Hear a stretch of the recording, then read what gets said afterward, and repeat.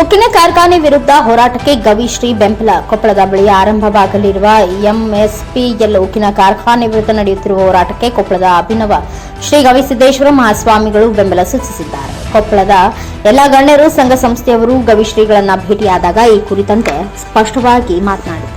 Factory ಬರುವುದು ಬೇಡ, ಇದರ ಹೋರಾಟ ಎಲ್ಲರ ನೇತೃತ್ವದಲ್ಲಿ ಪಕ್ಷಾತೀತವಾಗಿ ಸಾಮೂಹಿಕ ನಾಯಕತ್ವದಲ್ಲಿ ನಡೆಯಬೇಕು. ಅವರ ಸರ್ಕಾರದಲ್ಲಿ ಅನುಮತಿ ಸಿಕ್ಕಿದ್ದು, ಇವರ ಸರ್ಕಾರದಲ್ಲಿ ಸಿಕ್ಕಿದ್ದು ಅಂತ ಟೀಕೆ ಟಿಪ್ಪಣಿ ಬೇಡ ಎಂದರು ಶ್ರೀಗಳು.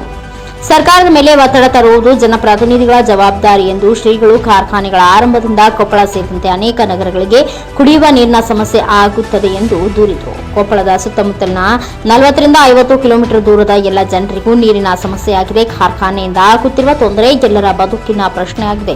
ಎಲ್ಲರೂ ಬದುಕಬೇಕು ಅಂತ ಆದರೆ ಫ್ಯಾಕ್ಟರಿ ಬೇಡ, ತೊಟ್ಟಿಲು ತೂಗುವ ಕೈ ಹಣ ತೋರುವಂತೆ ಆಗಬಾರದು. ಕಾರ್ಖಾನೆಯ ಭೂಮಿ ಪೂಜೆಗೆ ಕಾರ್ಖಾನೆಯವರು ಕರೆಯಲು ಬಂದಿದ್ರು. ನಾನು ಸ್ಪಷ್ಟವಾಗಿ ಹೇಳಿದ್ದೇನೆ, ಬರುವುದಿಲ್ಲ ಎಂದು. ಈ ಕುರಿತಂತೆ ಈಗಾಗಲೇ ಎಂಎಲ್ಎ, ಎಂಪಿ, ಮಿನಿಸ್ಟರ್, ಕೈಗಾರಿಕಾ ಮಂತ್ರಿ, ಸಿಎಂ ಅವರಿಗೆ ಮಾತನಾಡಿದ್ದೇವೆ. ಫ್ಯಾಕ್ಟರಿಗೆ ನಮ್ಮ ವಿರೋಧವಿದೆ ಎಂದು ಅವರಿಗೆ ತಿಳಿಸಿದ್ದೇವೆ ಎಂದರು. ಕಾರ್ಖಾನೆ ವಿರುದ್ಧ ಹೋರಾಟಕ್ಕೆ ಶ್ರೀಗಳು ಬೆಂಬಲದಿಂದ ಹೋರಾಟ ಜನಾಂದೋಲನ ರೂಪ ಪಡೆಯುವುದು ಖಚಿತ.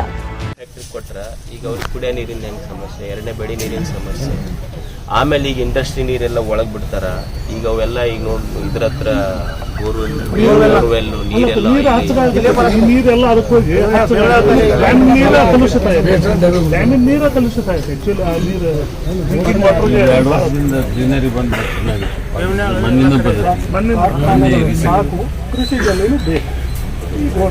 ಅಲ್ಲ, ಅವರು ಎಚ್ಚೆತ್ಕೊಳ್ಳುವಂಥದ್ದು ಚಲೋ ವಿಷಯಗಳಿಗೆ ಅವ್ರು ಏನಾದ್ರು ಮಾಡ್ಲಿ, ನಾವು ಪರಿಸರದ ಮೇಲೆ ಪರಿಣಾಮ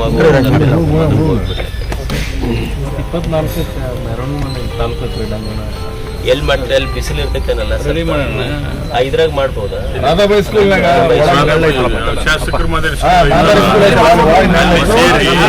ಅಲ್ಲಿ ಸೇರಿ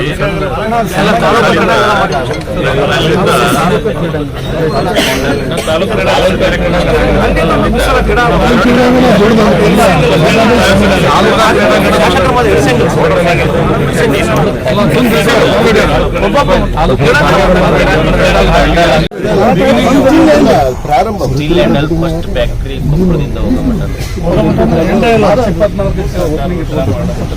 ಏನು ಈಗ ನಾವು ಅಲ್ಲ, ಅವರು ನಮ್ಮನ್ನು ಕರೆಕ್ಟ್ ಬಂದಿದ್ರು, ನಾವು ಬರಂಗಿಲ್ಲ ಅಂತ ಹೇಳ್ಬಿಟ್ಟಿವಿ. ಮತ್ತೆಲ್ಲ ಶಾಸಕರು, ಸಚಿವರಿಗೆ ಮಾತಾಡೈತಿ, ಅವರು ಯಾರು ಹೋಗಂಗಿಲ್ಲ. ಈಗ ಅವ್ರು ಹೆಂಗೆ ಪೂಜೆ ಮಾಡ್ತಾರೆ ನೋಡೋಣ ಅಂತಲ್ಲ, ಅವರಿಗೆ ಮಾತಾಡಲ್ರಿ.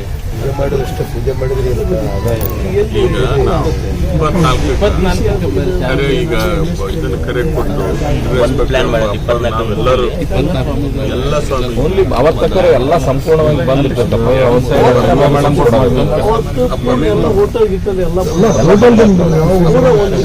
ನಾವು